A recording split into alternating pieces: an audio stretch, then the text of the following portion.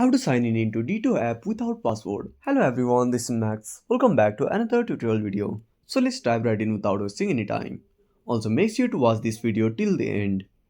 First of all, open up your Play Store. Now tap on the search icon at the bottom right corner. Tap on the search bar again. Now type D2 and click on search. Now tap on install. Now while the application is being installed, make sure to subscribe our channel and hit the bell icon. Now once the application is installed, tap on open. Now give all the permissions. Swipe to the right or you can simply tap on skip. Now tap on sign in with your D2 number.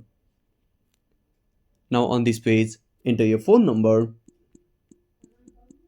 Now once you do that, you can tap on forgot password. Now tap on get SMS code and simply enter your code and then you will be able to create a new password.